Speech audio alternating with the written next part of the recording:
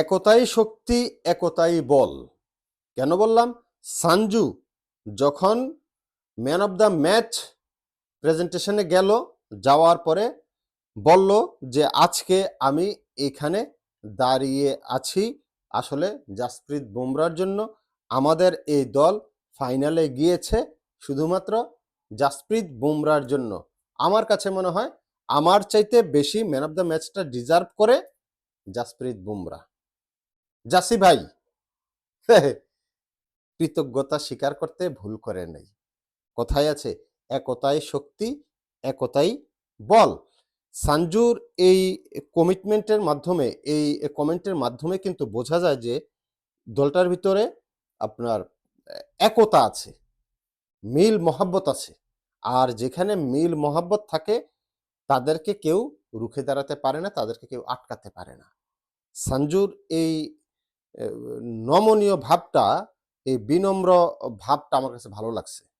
সানজু নিজে যে ধরনের ম্যাচ খেলছে, 2টা ম্যাচ পরপর 97, এর আগের ম্যাচে, এই ম্যাচে 89, এবং অল্পের জন্য তার সেঞ্চুরিটা মিস হয়ে গেল। সেই প্লেয়ার মানে কি বলবো তাকে নিয়ে, যা বলি তাই যেন কম হয়ে যায়। পরপর 2 ম্যাচে 90 এর ঘরে, মানে কতটুকু ব্যাড লাক হইলে সেঞ্চুরিটা হইল না। সে সুযোগই পাইছে কয়টা ম্যাচ, যতটা ম্যাচে সুযোগ পাইছে সবগুলো ম্যাচেই সে নিজেকে মেলে ধরার চেষ্টা করেছে এবং মেলে ধরতে পেরেছে। আমার কাছে যেটা মনে হয় অসাধারণ ইনিংস সঞ্জু স্যামসনের এই 98 সরি 98, সরি 89, আফসোস সংসারে মন নাই, দেশের বাড়ি চলে যেতে হবে, যাইয়া আম কাঁঠাল খাইতে হবে, আম কাঁঠাল খাইতে হবে, এছাড়া কোনো উপায় আমি দেখতেছি না। সংসারে মন নাই, দেওয়ানা হইয়া ফয়দা আছে, বুঝতে হবে সালে মানে লবণ, পানি মানে আকুয়া। এনে অন্য প্রসঙ্গে যাব না, যে প্রসঙ্গে আছি সেটাতে থাকি। আমি আবার মাঝে মাঝে অন্যদিকে চলে যাই, যাইতে থাকি ঢাকাতে, চলে যাই চিটাগাং, সিলেট, কোথায় যে হয়েছে। এনিওয়ে, সানজুর এই কথায় কিন্তু এটা বোঝা গেল যে দলের ভিতর একতাটা আছে, কারণ নিজের ম্যান অফ দ্য ম্যাচের কৃতিত্ব দিল জাসপ্রীত বুমরাকে।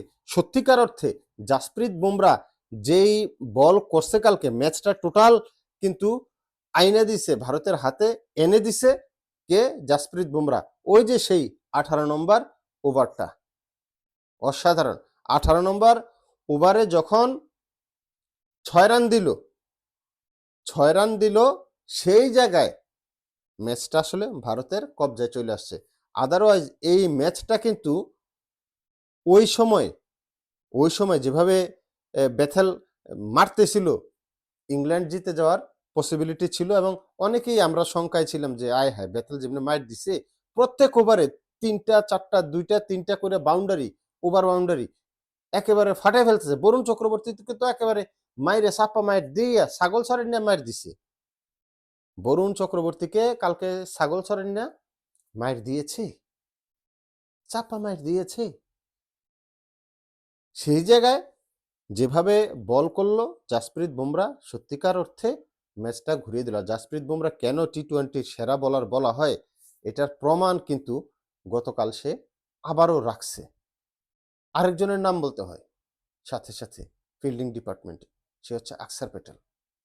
অসাধারণ অসাধারণ একটা উইকেট পাইছে, আর যে 2টা ক্যাচ ধরছে ভাই, মন শান্তি করে দিছে। প্রথম ক্যাচটা ওই জাসপ্রীত বুমরার বলেই স্লোয়ার ডেলিভারি ছিল, যখন বলটা উঠলো 30 গজের ভিতরে কিন্তু আকসার প্যাটেল ছিল, সেইখান থেকে 24 মিটার দৌড়ে গিয়ে এই ক্যাচটা ধরা, লাফাইয়া ঝাপাইয়া পইরা ধরা, অসাধারণ আউটস্ট্যান্ডিং ক্যাচ, আউটস্ট্যান্ডিং ক্যাচ এক কথায় বলতে গেলে।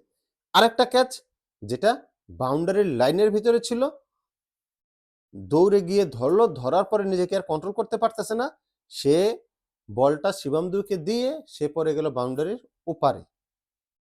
এই যে টেকনিক্যাল এই জিনিসটা, দৌড়ের উপরে ধরলো, দৌড়ে যে ধরছে তাও সাইডে ছিল, সাইড ক্যাচ, অসাধারণ।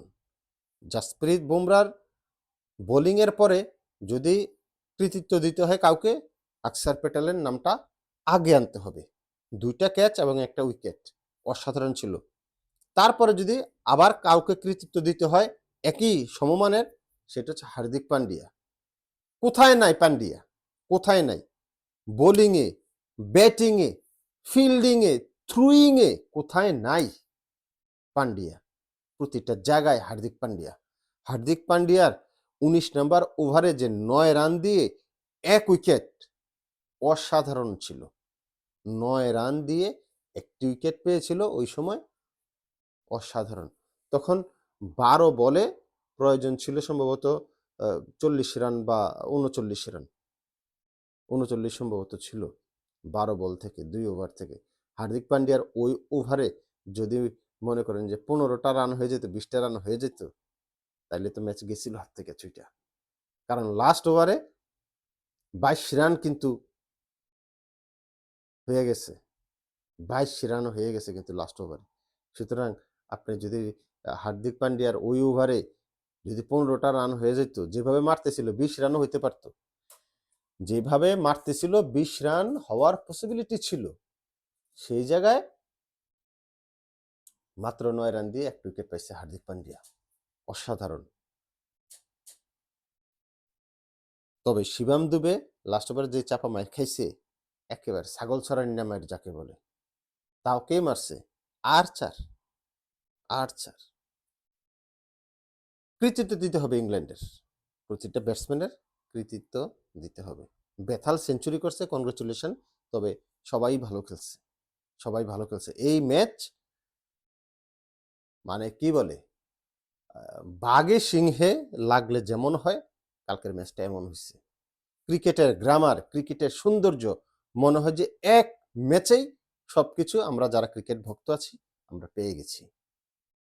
প্রতিটা দলের বোলিং, ব্যাটিং, ফিল্ডিং দেখার মতো। ফিল্ডিংয়ের কথা যদি বলি, ওই যে সামজুর যে ক্যাচটা 15 রানের সময় হ্যারি ব্রুক ছাড়ছে, ওইটা একটা মিসফিল্ডিং হয়েছে, আর না হয় সবার ফিল্ডিং ভালো হয়েছে। ইন্ডিয়ার ব্যাটিংয়ের কথা যদি বলি, সঞ্জু অসাধারণ, অসাধারণ, অসাধারণ, অসাধারণ। অভিষেক শর্মা আবারও ফ্লপ, অভিষেক শর্মা আবারও ফ্লপ। ঈশান কিষান জাস্ট ওয়াও। সূর্যকুমার ফ্লপ করছে। হার্দিক পান্ডিয়া অসাধারণ। শিবম দুবে ওহ অসাধারণ। তিলক ভার্মা লাস্ট মুহূর্তে অসাধারণ। কত 7 বলে সম্ভবত 21 রান, অসাধারণ করছে। প্রতিটা প্লেয়ার জান প্রাণ দিয়ে খেলছে। এককভাবে কেউ ম্যাচ জিতায় নাই কালকে। হ্যাঁ, কৃতিত্ব আপনি বেশি দিতে হবে জাসপ্রীত বুমরাকে, কিন্তু যে নামগুলো বললাম, জাসপ্রীত বুমরা, আকসার প্যাটেল, হার্দিক পান্ডিয়া, বোলিং ডিপার্টমেন্টে ফাটাই দিছে। ব্যাটিং ডিপার্টমেন্টে সঞ্জু, ঈশান কিষান, শিবম দুবে, হার্দিক পান্ডিয়া অসাধারণ। সবাই মিলে, এই জন্যে ভিডিও শুরুতে বলেছিলাম 10 মিলে করি কাজ, হারি জিতি নাহি লাজ। না বলি নাই তো, এটা বলছিলাম হচ্ছে একতাই শক্তি, একতাই বল।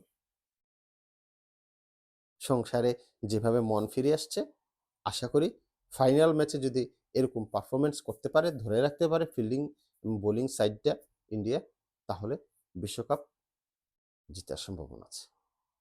সংসারে মন ফিরে আসছে। আপনার যদি সংসারে মন থেকে থাকে, তাহলে ভিডিও লাইকের পাশাপাশি চ্যানেলটাকে লাইক দিয়ে, পেজে লাইক ফলো দিয়ে পাশে থাকবেন। আর যদি না মন থাকে তাহলে দেশের বাড়ি চলে যান, যাই আম কাঁঠাল খান। দেওয়ান হয়ে ফয়দা আছে। বারবার বলি সাবস্ক্রাইব করেন, লাইক করেন, পেজ ফলো দেন, পেজ কেউ করেন। যারা 2-1 করে রাখছে তারাই, আর সবাই শুধু ভিডিওতে লাইক দেয়। দেওয়ান হইয়া ফয়দা নেই। আম কাঁঠাল খাইতে হবে, দেশের বাড়ি যেতে হবে। আফসোস, আফসোস, আফসোস। Congratulation team India.